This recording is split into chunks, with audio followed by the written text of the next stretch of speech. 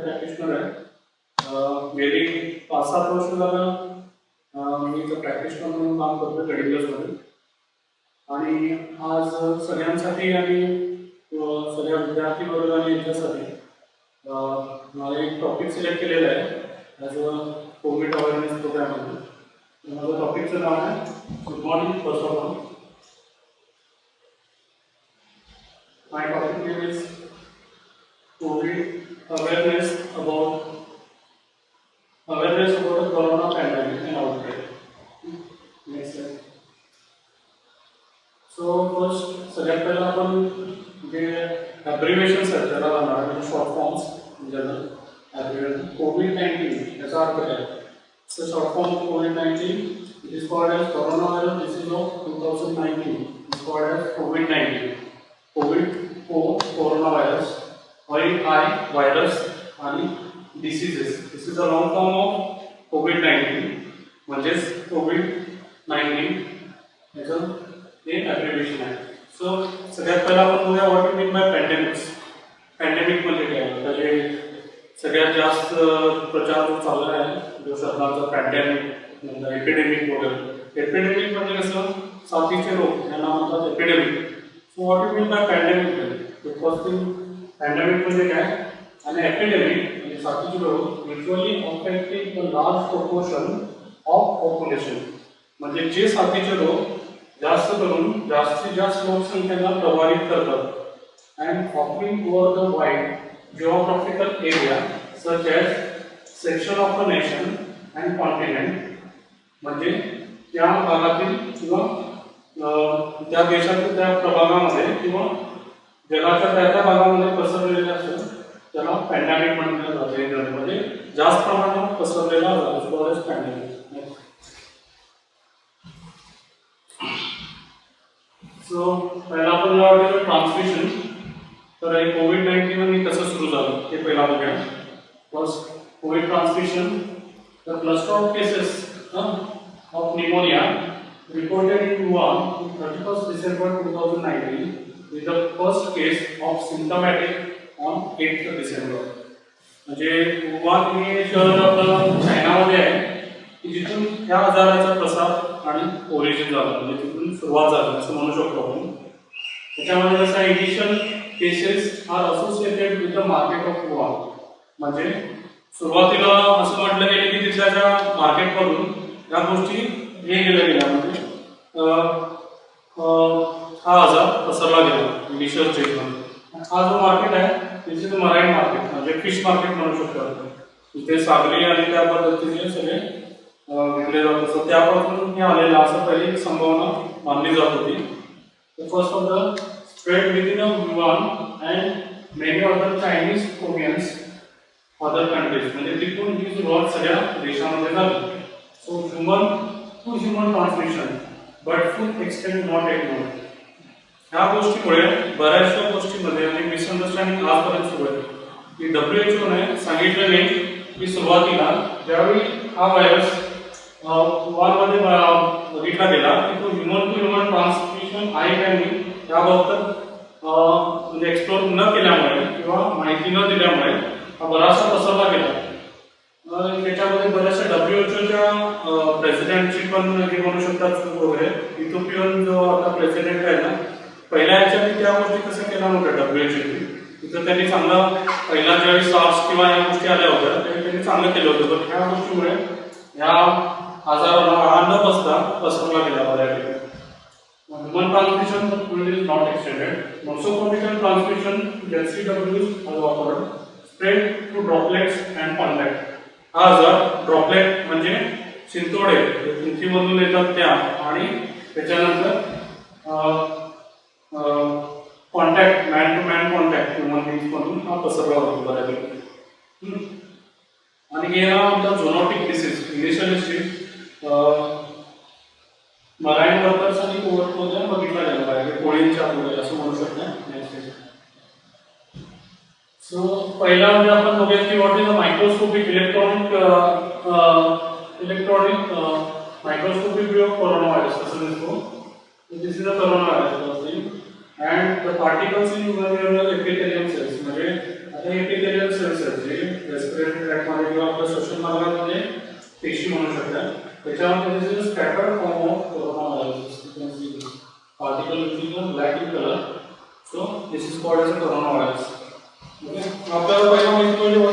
Bye virus म्हणजे काय असतं?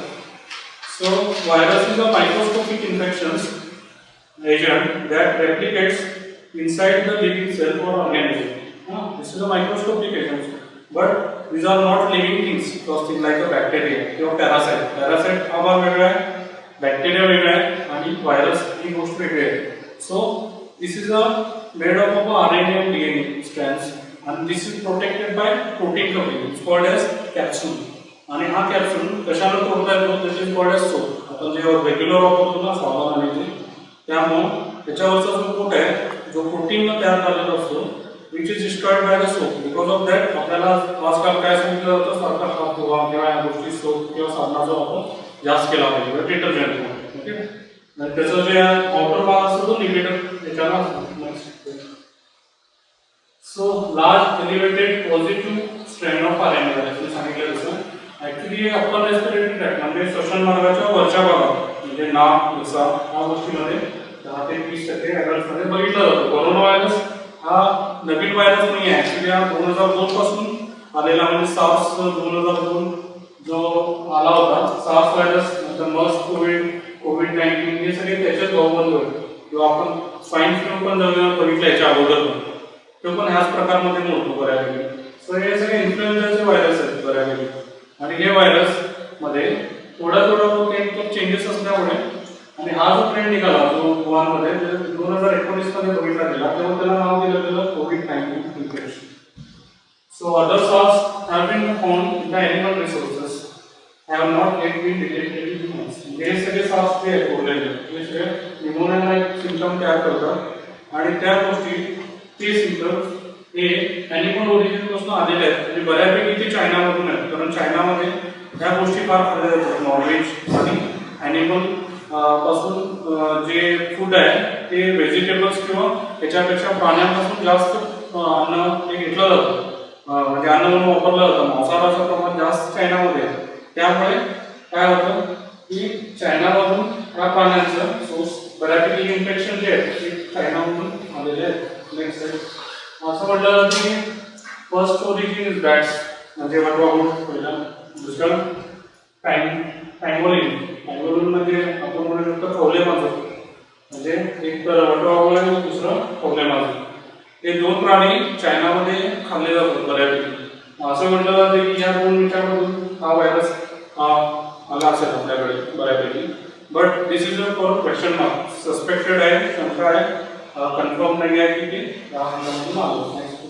कारण WHO काय देतं सार्स हे जे प्रत्येक टाईप्स आहेत सार्सचे कोविड मार्स आणि हे सगळे बॅट्स मधून आले दुसरे आणि बॅट्स पासून आलेले. मग ते कुठे अफेक्ट करतात वरच्या याला श्वसन मार्गाला. बट कोविडमध्ये this is a question mark. This is we don't know ते बरोबर आहे म्हणजे whether it is coming from bat और नॉट. ओके,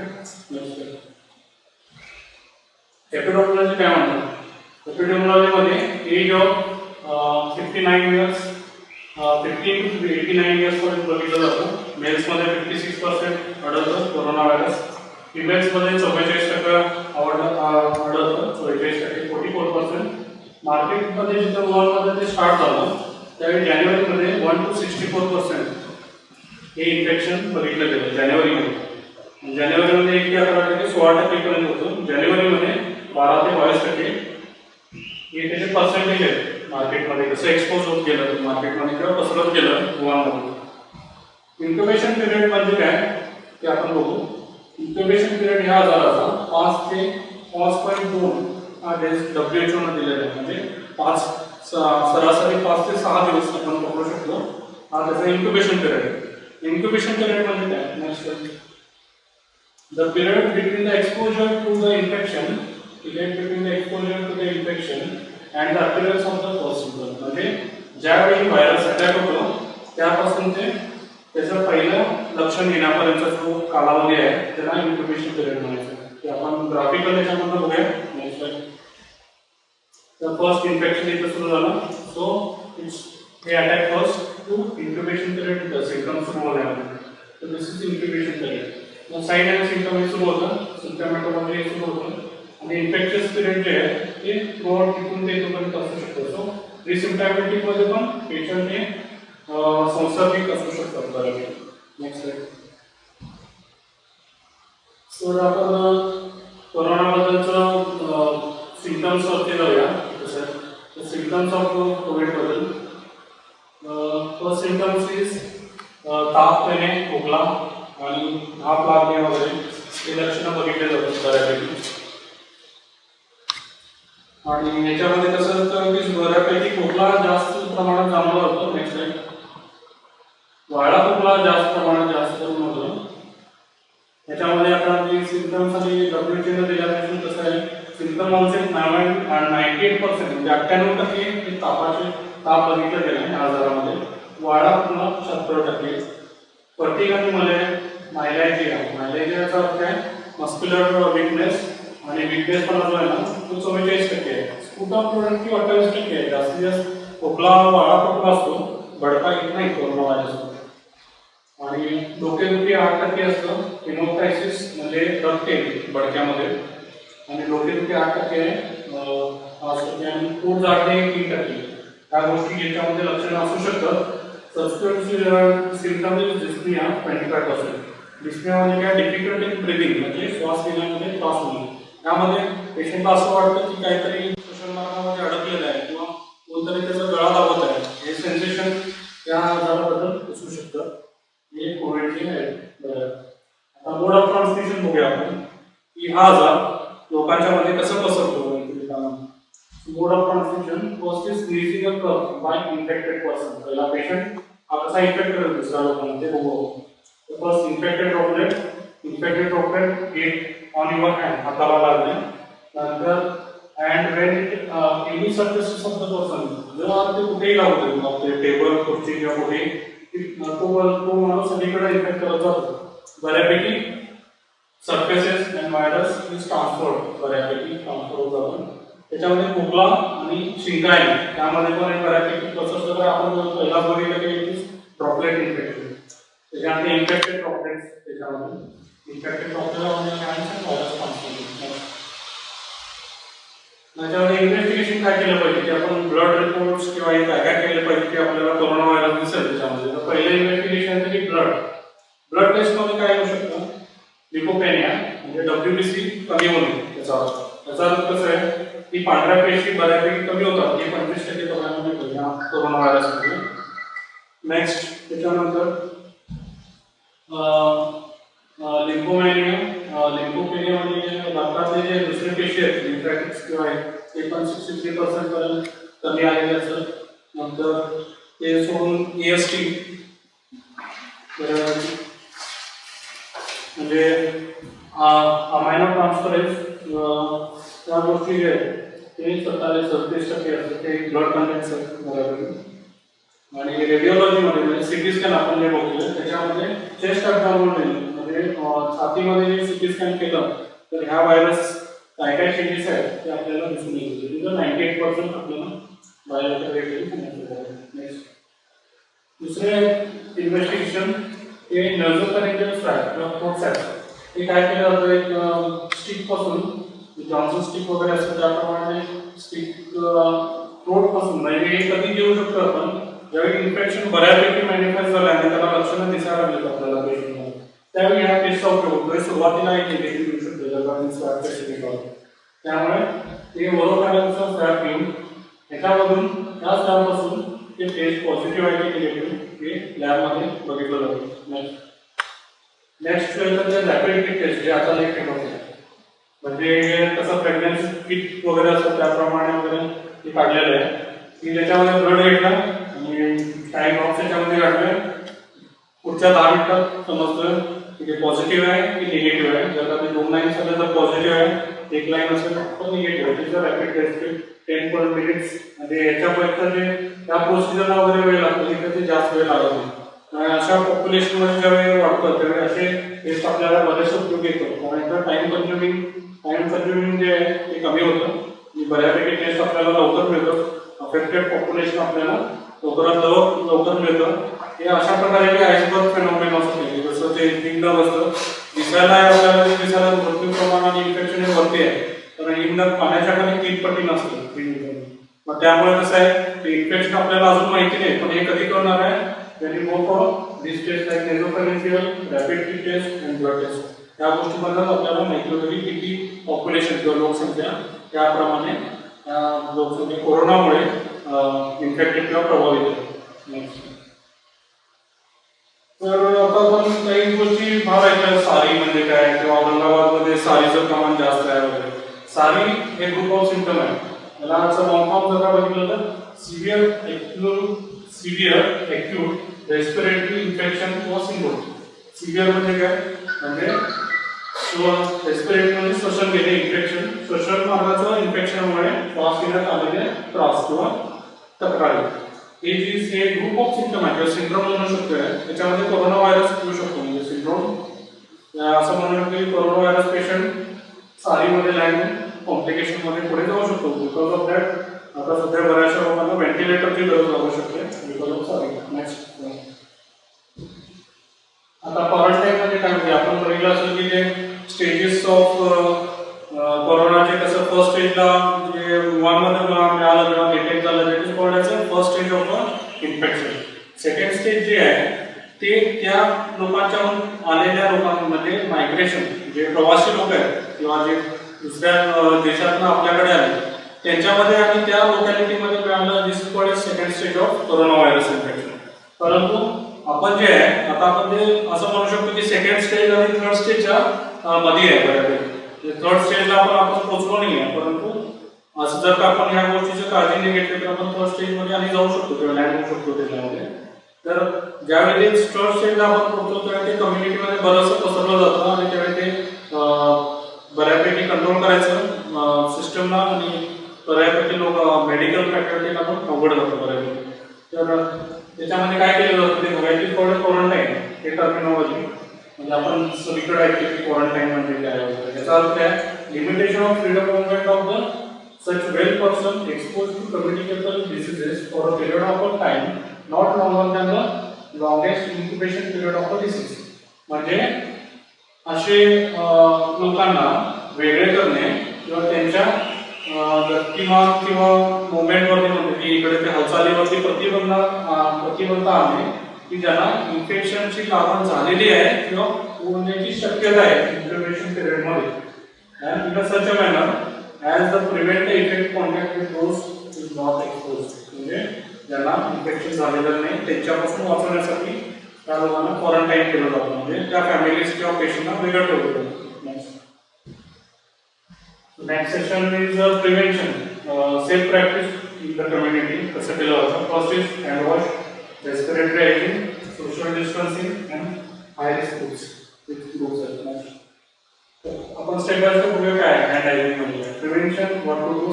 सो आपण हँड वॉश केलं पाहिजे आणि ते 20 सेकंडपर्यंत पाहिजे और 70% ऑफ अल्कोहोल पाहिजे, ज्याच्यामुळे ते व्हायरस मरून जातो किंवा ते सगळे काने कोपरे आपले व्यवस्थित क्लीन केलं पाहिजे.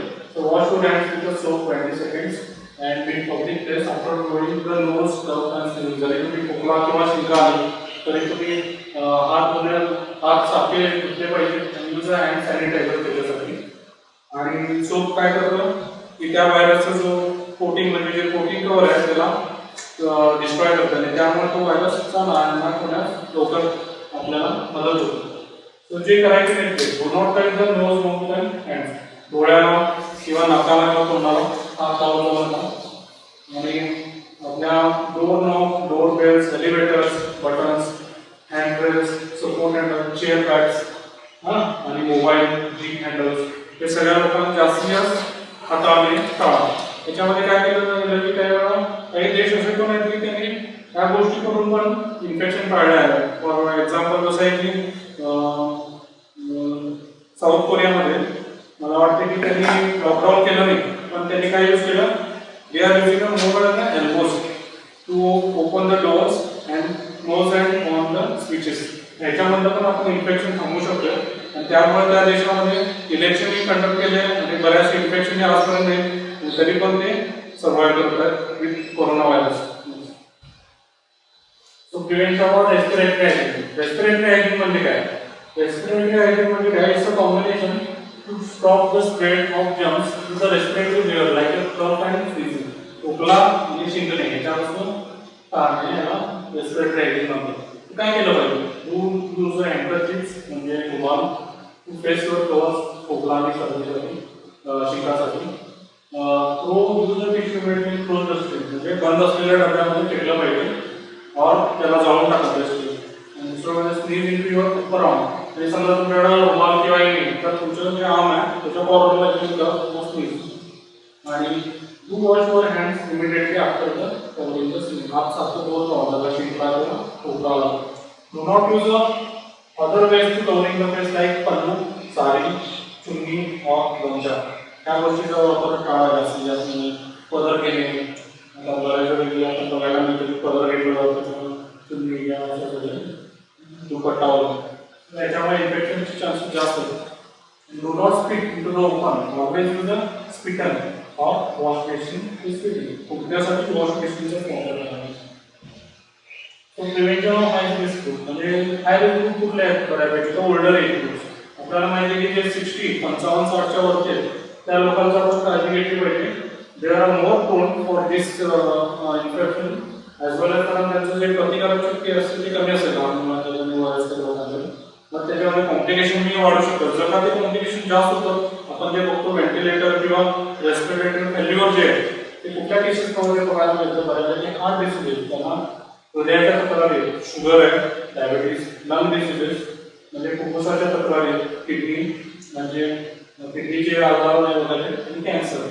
त्याच्यामध्ये काही केसेस असे पण आहेत की इम्युनोसप्रेशन केसेस पण येतात, म्हणजे HIV एड्स सारखे पेशंट त्यांचं प्रतिकारशक्ती फार कमी असते किंवा जे पेशंट कॅन्सरच्या मेडिकेशन औषधावरती आहेत त्यांना हे प्रादुर्भाव याचे कॉम्प्लिकेशन वाढू शकतात किंवा ते रेस्पिरेटरी फेल्युअरमध्ये जाऊन कॉम्प्लिकेशनमध्ये डेथमध्ये जाऊ शकतात ते, किंवा व्हेंटिलेटरची गरज या लोकांना लागू शकते बऱ्यापैकी. आणि प्रेग्नेंट वुमन इम्पॅक्ट, ते प्रेग्नेंट वुमनमध्ये काय माहिती नाही की आजपर्यंत किती इन्फेक्शन आहे की नाही, बट त्यांचं जास्तीत जास्त काळजी घेणे चांगलंच असतं बऱ्यापैकी. So prevention by social distancing. So definitely काय फिजिकल जे आपण एकमेकांपासून शारीरिक अंतर म्हणतो this is called as social distancing. Stay home unless obsoleted नसेल, गरज असेल तरच बाहेर पडा. Keep a distance at least 1 metre and your between yourself and another person. 1 metre ते 6 फुटाचं अंतर ठेवा कमीत कमी. Do not only events where the people have to gather even if it is the corner of meeting with the 3-4 friends using chat and chopra, म्हणजे कट्टा group तुमचा बऱ्यापैकी बघा कट्ट्यावरती बसणे चिटचाट आणि गल्लीमध्ये वगैरे. Do not crowded places like market, shopping, meals, melas and parties, म्हणजे जत्रा किंवा हे जे शॉपिंग जे मॉल्स किंवा मार्केट एरिया आहे तिथं जास्तीत जास्त अवॉइड करा. आणि do not use a public transport, म्हणजे परिवहन सेवा आहे किंवा बसेस वगैरे या गोष्टीच्या नेक्स्ट सेक्शन काय? Supporting public health services community households, म्हणजे त्याच्यामध्ये काय केलं पाहिजे? म्हणजे लास्टली कसं आहे आपण हे म्हणतो की बऱ्यापैकी कसं आहे सर्वजण याच्यामध्ये कोणतं जसं पोलीस सरपंच लोक किंवा जर तिथील सिस्टम पोलीस असू दे किंवा त्यांची मदत घ्या किंवा मेडिकल स्टाफ असू दे किंवा आशा वर्कर्स असू दे किंवा व्हॉलेंटियर्स लोक त्यांच्याप्रमाणे आपण नक्कीच आपण या गोष्टी करू शकतो. नंतर नेक्स्ट म्हणजे होम क्वारंटाईन. जर आपल्याला जर शंका असेल की आपल्याला इन्फेक्शन झाले किंवा गोष्टी होणार आहे तर स्वतःला वेगळे करून घ्या सगळ्यांच्यापासून आणि with family house home family quarantine. आणि सेल्फ केअर आपण मास्क बघितलं, हँड वॉश, हँडकर्चिप, सेफ किंवा ओरल हायजीन आणि तुमचं रेस्पिरेटरी हायजीन, हँड हायजीन पण होम केअरमध्ये येऊ शकतो. आजपर्यंत स्टॅटिस्टिक काय म्हणतो ते बघूया. तर बऱ्यापैकी असं बघितलं गेलं आहे कालपर्यंतचे स्टॅटिस्टिक आहे मंडे सोमवारी 27 April 2020 confirm cases in the world 29,71,475 एवढे लोक इन्फेक्ट झाले. अँड डेथ त्याच्यापैकी वाढलेले आहेत ते 2,06,544 आहे. अँड त्याच्यामध्ये कन्फर्म केसेस आहेत ते 28,380 आणि इंडियामध्ये.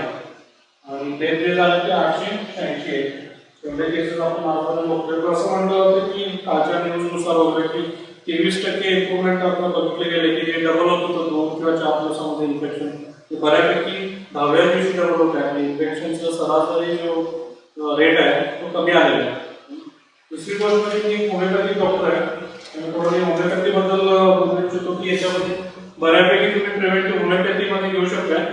तुमचे ते प्रभावी औषध आहे होमिओपॅथीमध्ये. बऱ्याचशा लोकांचं गोंधळ असतो की याच्यामध्ये व्हायरल असल्यामुळे इन्फेक्शनमध्ये मेडिसिन आहे. बट असं बघितलं आहे की आम्ही होमिओपॅथी प्रमाणे बरेचसे इन्फेक्शन कव्हर करू शकतो. व्हायरल ट्रीटमेंट होमिओपॅथीमध्ये. कारण आता मलाही एक्सपिरियन्स आहे. मी एक केस आता टॅक्टर केलं ऑलरेडी कोरोनाची. माझ्या एक कलिगपासून इन्फेक्शन स्टेशनवरून आलं होतं कंटेनर त्यापासून त्याला झालं होतं आणि बऱ्यापैकी मेडिसिन सजेशन याच्यानं तो कव्हर झाला बऱ्यापैकी. याच्यामध्ये होमिओपॅथीचा चांगला रोल आहे किंवा आपण प्रिव्हेंटिव्ह म्हणून होमिओपॅथिक मेडिसिन घेऊ शकतो. त्याच्यामध्ये 80 ते 90% तुम्हाला प्रोटेक्शन रेट भेटेल. असं बऱ्यापैकी रेमेडीज आहेत जसं की आर्सेनिक आहे किंवा ब्रायोनिया जलसेनियम हे काही ड्रग्स आहेत मेडिसिन्स आहेत किंवा बॅक्टेरिया म्हणा इन्फ्लुएन्झा म्हणा नोसोर्स आहेत की ज्याच्यामुळे आपण हे इन्फेक्शन टाळू शकतो किंवा आफ्टर इन्फेक्शन कॉम्प्लिकेशन किंवा याच्यामध्ये पेशंट जात नाही. किंवा आपण जे बघितलं की प्रिव्हियस सिस्टममध्ये ज्यावेळी 1920 साली स्पॅनिश फ्लू आला ज्यावेळी ते सगळीकडं असंच पॅन्डेमिक होतं त्यावेळी बऱ्यापैकी होमिओपॅथीला चांगलं कव्हर केलं की 1% फेल्युअर रेट आहे होमिओपॅथीमध्ये. मग हे तुम्ही या गोष्टीचा वापर किंवा सरकारापासून सरकारी याच्यामध्ये पासून करू शकता. ते अजून लोकांना अवेअरनेस होण्याची गरज आहे. समजा कुणाला पाहिजे प्रिव्हेंटिव्ह तर तुम्ही माझ्या ओपीडीला किंवा दवाखान्याला व्हिजिट करू शकता. आमचं दवाखाना दोन्हीकडे गडिंग्लजला आहे आणि कोल्हापुरातही आहे. ते माझा कॉन्टॅक्ट नंबर किंवा तुम्ही जॉट डाऊन करा किंवा याच्याबद्दल काही क्वेरीज असतील सेमिनारबद्दल या गोष्टीबद्दल तरी तुम्ही कमेंट करू शकता. तुम्ही त्याला मी त्याबद्दल आन्सर करेन कमेंट सेक्शनमध्ये. आणि काही व्हिडिओ बघू शकतो की याच्यामध्ये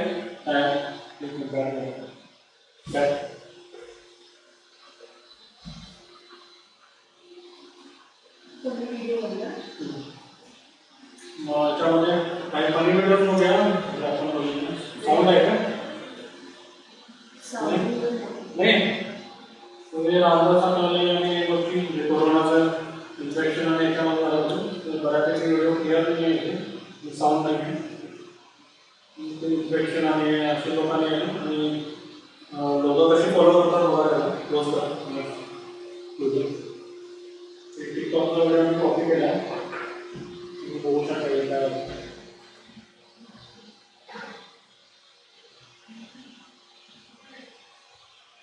जास्तीत घरी राहा सेफ राहा जास्तीत बाहेर जाणे टाळा तर तुम्ही इन्फेक्शन पासून दूर राहू शकता. दुसरी गोष्ट म्हणजे स्वतःला पण आणि आपल्या फॅमिलीला कुटुंबाला पण या गोष्टीमधून वाचवू शकता. आणि त्याच्यानंतर तुम्हाला काय आमच्याशी कॉन्टॅक्ट करायचं आहे तर आम्ही तुम्हाला ॲड्रेस आणि हे देतो. आमचं दवाखान्याचं नाव आहे specially super speciality homeopathy. Contact number आहे तुम्ही मला कधीही कॉन्टॅक्ट करू शकता. नंतर मला एक संधी दिल्याबद्दल कुराडे सरांचं या इन्स्टिट्यूटच्या शिवराज कॉलेजचं नंतर चौगुले सरांचं आणि त्यांचे स्टाफचं वगैरे मी मनपूर्वक आभारी मानतो. आणि मला एकदा अनेकदा संधी दिल्याबद्दल सगळ्यांचा आभारी आहे की तुम्ही लक्षपूर्वक एवढा वेळ ऐकल्या म्हणून.